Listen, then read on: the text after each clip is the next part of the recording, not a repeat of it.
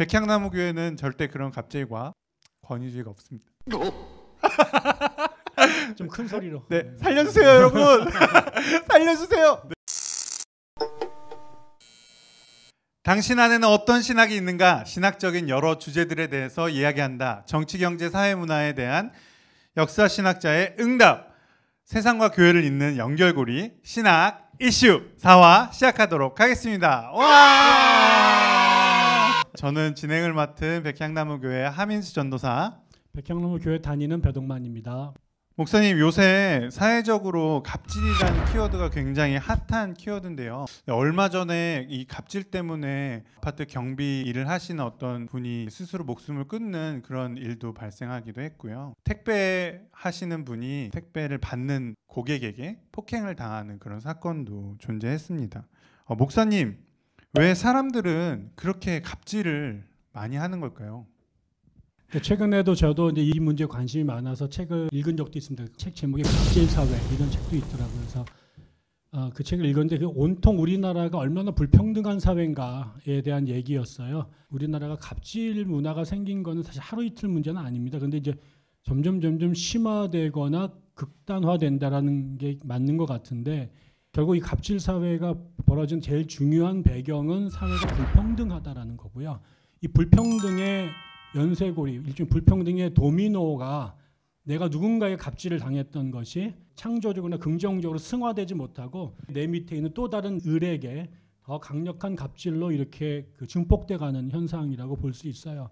사회가 민주적이고 평등할수록, 인권이 존중될수록 갑질이라고 하는 것의 정도나 농도가 약화될 수밖에 없고, 이 불평등 구조가 크고 심할수록 다양한 형태의 영역에서 갑질은 되게 폭력적이고 비현실적인 형태만큼 극단적으로 드러날 수밖에 없다고 생각하고요. 그런 맥락에서 지금 한국 사회의 갑질 문화가 자꾸 사회가 문제가 된다는 것은 한국 사회가 물질적으로는 점점 풍요로워지는 것 같으나 현실적으로 한국 사회가 굉장히 극단적인 형태로 불평등한 사회로 가고 있다라고 하는 것에 대한 단적인 증거라고 볼 수 있을 것 같습니다. 맞아요. 특히 군대 같은 데서 갑질이 굉장히 많이 일어나고 군대 다녀오는 남자분들은 한 번씩은 갑질을 다 당하는 경험을 하고 갑질을 또 해보는 경험도 이렇게 하게 되는 것 같습니다. 그게 나는 당했으니까 안 하려고 하는데 또 막상 또 그곳에 있게 되면 또 나도 모르게 하게 되는 그런 문화들이 계속 답습되는 것 같다는 생각도 듭니다. 이런 갑질의 문화가 어떤 사회적인 이슈로만 존재하는 건 아닌 것 같습니다. 교회에도 다양한 갑질 문화가 존재한다고 생각하는데요. 물론 양측의 주장이 지금 있기 때문에 저희가 함부로 말씀드릴 수는 없지만, 얼마 전에 교회에서 과도한 어떤 신앙 훈련을 인분을 먹였다든가 그런 주장이 나와서 사회적으로 굉장히 이슈가 됐었는데요. 그런 이슈들이 등장한다는 것은 교회가, 목사님들이 권력을 휘두를 수 있는 존재가 됐다는 생각도 듭니다. 목사님, 언제부터 목사님들은 갑질을 휘두르실 수 있는 존재가 된 걸까요? 사실 모든 목사님들이 그런 것도 아니고 그렇긴 한데, 또 한편으로는 사회에서 가장 권위주의적인 공동체가 어디냐라고 한다면 저는 군대 못지않은 곳이 교회 혹은 종교 집단이라고 생각이 들어요.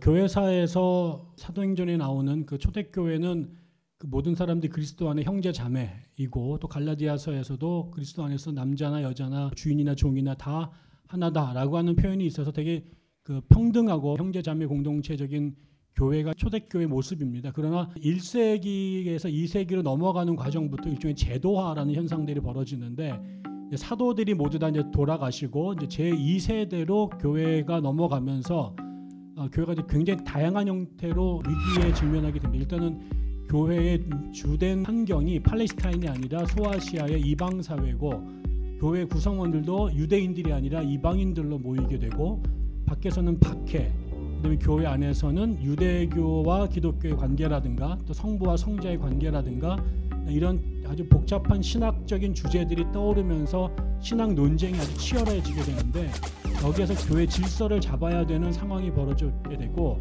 그 과정에서 새로운 형태의 리더십들, 특별히 헬라어에 능통하고 그다음에 그리스 철학에 정통한 이런 사람들, 엘리트를 중심으로 한 새로운 교회 리더가 형성이 되기 시작합니다. 그래서 그때 나왔던 교회의 그 포지션이 감독 혹은 주교라고 하는 건데 교회의 이제 리더죠. 그다음에 그게 또 나중에 그 교황으로까지 발전되게 되는데 그래서 드디어 이제 평신도라는 말, 성직자라는 말이 생겨나게 되고 성례전이 예배에서 되게 중요해지게 되면서 감독이 없으면 성례가 제대로 집행되지 않는다. 나가면 성례가 무효다라는 생각들이 들게 되니까 결국은 감독 없이는 교회도 없다라는 말까지 등장하게 되죠. 그러면서 이제 목회자에게 되게 중요한 권위가 점점점 부여지게 됩니다.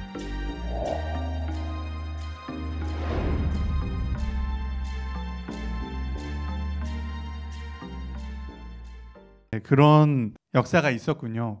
사실 전 세계 모든 기독교가 중세교회에서 왔다고 볼 수도 있는데 굳이 구태여 대한민국 한국교회의 갑질 문화가 더 도드라지게 된 이유는 뭘까요? 저는 두 가지 요인이 있다고 보는데요. 한국에 들어왔을 때 한국이 바로 언제 들어오냐면 2조 말기에 들어오죠. 2조는 유교의 근거에서 500년을 그런 나라였고 기본적으로 사회 구조가 산업공상, 그래서 선비가 제일 위에 있는 시대, 삼강오륜을 얘기를 하면서 장유유서를 주장하던 그런 문화였기 때문에 유교 문화에 아주 심취되어 있던 사람들이 교회 안으로 들어왔고 그러면서 그분들이 이제 그 교회 성직자가 되거나 장로님들이 됐을 때 유교에서 말하는 그 장유유서의 체제, 그다음에 선비에 대한 존중 이런 것들이 기존의 교회가 그 교권 구조를 좀 더 강화시키게 되고요. 그다음에 여기에 결정적으로 그다음에 그 일제를 겪고 현대의 군사 문화를 겪으면서 저는 군대 문화, 남성들의 군대 문화가 교회 안으로도 그대로 들어온 거죠. 교회가 계속 남성 중심이었고 그 남자들 대부분이 군대를 갔다 왔는데 군대에서 상명하복이라고 하는 이런 것들이 그대로 몸에 박혀 들어온 사람들이 한국 사회 곳곳으로 들어갑니다. 기업이나 정부나 심지어는 교회 안으로. 저는 그렇게 되면서 한국 사회가 다른 어떤 나라 못지않게 혹은 심지어 더 강하게 목회자들에게 절대 복종하는 목사 중심의 어떤 가부장제이기도 하면서 권위주의적인 문화가 한국 교회에 생겼다고 생각이 듭니다. 네, 저도 이 백향나무교회 오기 전에 아주 대형 교회에서 전도사로 일했었는데요. 본부장 목사님이 있어요. 되게 높으신 본부장 목사님을 숙소에 빨리 들어가셔야 되는데 한 5분에서 10분 제가 키를 갖고 있느라 늦게 들어가게 만든 거예요. 그래서 그 일로 제 위에 있던 목사님들이 한 번씩 저를 다 불러갖고 밤에 그렇게 자기 전에 혼냈던 기억이 납니다. 그렇게 딱 들어가고 나서 제가 잘라고 누웠는데 내가 왜 혼났지? 막 이런 생각이 들어서 굉장히 마음이 씁쓸하고 안 좋았던 생각이 나네요. 네, 백향나무 교회는 절대 그런 갑질과 권위주의가 없습니다. 좀 큰 소리로. 네, 살려주세요, 여러분. 살려주세요. 네, 아닙니다. 목사님, 그렇다면 이런 갑질을 하는 성직자들에게 그리고 또 이런 갑질을 당하는 또 성도들에게 목사님께서 마지막으로 한마디 해주실 수 있으실까요? 우리가 부정적인 의미로 교회 바깥의 문화를 세상이라고 칭할 때 그 세상의 가장 중요한 특징 중에 하나는 갑질 문화라고 할 수 있습니다. 사람들이 만들어놓은 다양한 형태의 계급에 근거해서 아래 사람들을 하대하거나 함부로 대하는 것이 그게 노예제 사회가 됐든 봉건제 사회가 됐든 아니면 근대 그 자본주의 사회가 됐든 다 마찬가지죠. 직업만 바꿨지만 그 갑질, 갑과 을의 관계는 하나도 바뀌지 않았거든요. 저는 이런 갑질로 표현되는 세상을 구원하기 위해서 오신 분이 예수 그리스도고 그런 세상을 변화시키기 위해서 세운 게 교회라고 생각하거든요. 그럼 교회가 세상과 뭐가 구별되느냐라고 말할 때 제일 중요한 거는 거기서 성경책을 읽고 예배드리고 종교 문화를 수행하기 때문에 세상과 구별되는 게 아니라 세상의 이 갑질 문화가 뒤집어지는 세상을 만들어가는 것이 교회가 하는 일이고 그것이 답이다라고 세상에 선포하는 것이 선교고 전도라고 보는 거죠. 우리가 아는 것처럼 예수의 성육신이라고 하는 것이 갑질의 문화를 뒤집는 가장 대표적인 하나님의 뜻이 드러난 계시록 사건이라고 본다면 교회 안에서부터 세상의 갑질 문화를 뒤집어 엎으려는 다양한 형태의 시도들, 그게 예배이든 혹은 설교이든 교회 다양한 형태의 어떤 그런 조직 구조든 그게 결국 세상과 다른 형태를 만들어가는 게 되게 중요하다. 그런 맥락에서 어느 교회가 갑질의 절정을 이루면서 이렇게 말도 안 되는 행태를 벌였다라고 하는 것은 그 교회의 문제이기도 하지만 한국 교회 전체가 반성해야 될 우리 안에 들어와 있는 이 갑질 문화의 잔재라고 볼 수 있는 것이고요. 그렇다면 이런 갑질 문화를 바라보면서 교회가 해야 될 일은 교회가 계속해서 자신의 본질에 맞는 메시지, 문화를 만들어가는 것. 다시 말하면 예수 그리스도를 따라가기 위해서 올라가려고 하는 것이 아니라 낮아지고 섬기려고 하는 이 모습을 어떻게 예배 가운데, 그 다음에 설교 가운데, 그리고 교회의 구조와 조직 가운데 실현해낼 것인가를 끊임없이 몸부림치면서 해야 되고요. 그러면서 그 대안을 세상에 제시해 주는 일에 저는 힘써야 된다고 생각합니다. 그런 맥락에서 이렇게 들려왔던 그 교회 내 갑질 현상은 굉장히 불행하고 안타까운 뉴스라고 생각합니다. 네, 이상 갑질이라는 이슈로 역사신학자 배덕만 목사님과 함께 이야기를 해보았습니다. 네, 자 그럼 신학 이슈 좋아요, 구독, 알림 부탁드립니다. 네, 또 봐요. 다음 주에.